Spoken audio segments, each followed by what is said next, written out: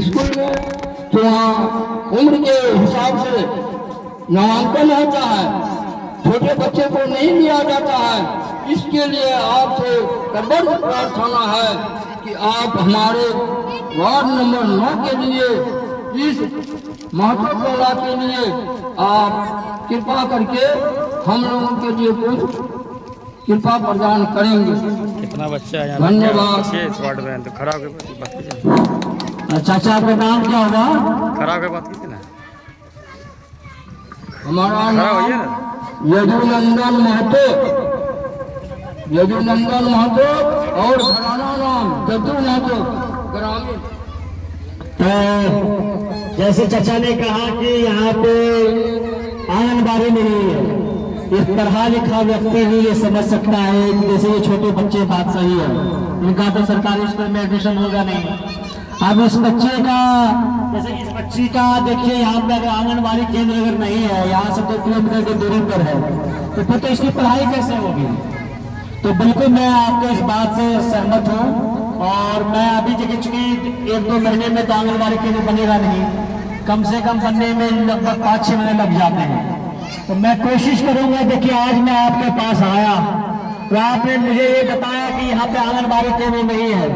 मुझे कम से कम 1 साल का मौका दीजिए, और वोट भी दीजिएगा तो पावर ज्यादा हो जाएगा, तो मैं आपके इसी वार्ड के अंदर आपको आंगनबाड़ी केंद्र बनाऊंगा।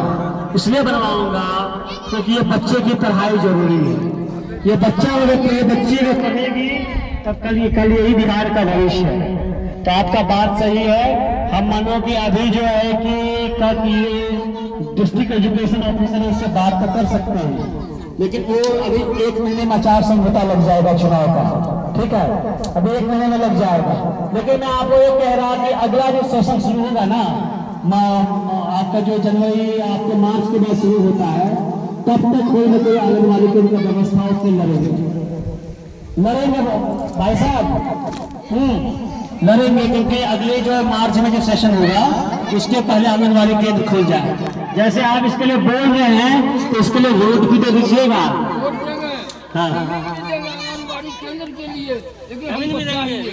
हाँ, तो ये आपकी कंसर्न सही है। मैं चाहता हूँ कि बच्ची के लिए, यहाँ बच्चे के लिए आंगनबाड़ी केंद्र हो, तो उसके लिए इसलिए हमें आज सरकारी स्कूल, सरकारी मदरसा बचाओ यात्रा हम लोग कर रहे हैं। गाँव गाँव जान रहे क्या दिक्कत है। तो आपके वार्ड 9 में आंगनबाड़ी केंद्र हो, इसके लिए मैं जरूर बात करूंगा, ठीक है। और कोशिश करेंगे कि अगले साल जो है कि मार्च के पहले खुल जाए, ठीक है यदुनंदन चाचा। और आपने ये बात कहा, हमको बहुत अच्छा लगा कि आप इस उम्र में भी अगर आप इस बच्चों के बारे में सोच रहे हैं तो आपके दिल में भगवान बसते हैं, भगवान राम बसते हैं, भगवान कृष्ण बसते हैं। क्योंकि दुनिया छोड़ के हर कोई को जाना है। आजकल के भागदौड़ में अमीर व्यक्ति अपने बच्चों के बारे में सोचता है, लेकिन इन गरीब बच्चों के बारे में कोई नहीं सोचता। तो आप सोच रहे हैं तो बहुत अच्छा लगा आपको से। आपको अच्छा लगे, सबको अच्छा लगे। हाँ, जैसे कि हम बताना चाहेंगे सर आप लोगों के बीच कि शिक्षा की तो बात हुआ, आज बगल के GMCH में अगर जाते हैं तो बहुत मानिए कि 2000 व्यक्ति की जनसंख्या में भीड़ में कतार में लग के जाते हैं। वहाँ जाके जब दिखाते हैं तो समझिए आपका जब कोई भी प्रॉब्लम होता है, चाहे वो किसी भी तरह का बीमारी होता है, आप भीड़ में लग के मेहनत करते हैं। मेहनत करने के बाद आपका जो तकलीफ है तुरंत वहाँ निवारण नहीं होता। अगर कोई बड़ा बीमारी बता दिया तो उसके अंदर भी उसका उपचार नहीं है।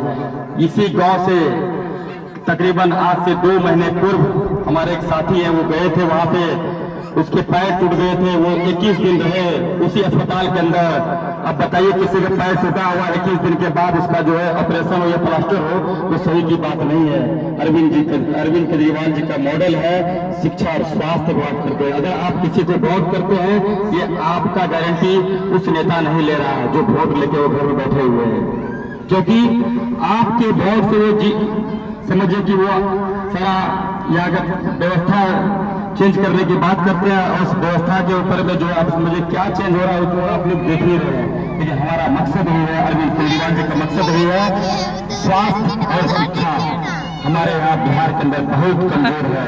बगल के कहीं स्कूल होंगे उसके अंदर में अभी तक जो है वॉलीबॉल नहीं हुआ होगा, फुटबॉल मैच नहीं होगा, ये सारी सुविधा है ऊपर से, लेकिन यहाँ जो जमीनी नेता जो है खाते हैं उसको सुविधा नहीं दिलाते हैं।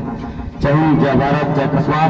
बस यही हमारा विनती है, आप एक स्वास्थ्य के लिए, अपने स्वास्थ्य के लिए एक बार अरविंद जी को बिहार में और कस्बा में सीट दीजिए, ताकि आपकी यहाँ से ये जमीन नेता है भानु जी बहुत मेहनत करते हैं। आप इस समाज के लिए, इस परिवार के लिए इन्होंने चप्पल त्यागे। इसका मकसद ये नहीं कि जितने के पास चप्पल, इनका मकसद ये है कि जब तक मुझे इस कस्बा में और इस कस्बा के अंदर, इस अस्पताल के अंदर अल्ट्रासाउंड का मशीन, एक्सरे का मशीन और ब्लड का सुविधा सेम डेट में नहीं मिलता, तब तक मैं चप्पल नहीं पहनूंगा, चाहे वो 15 साल क्यों नहीं लगे, चाहे 20 साल क्यों नहीं लगे।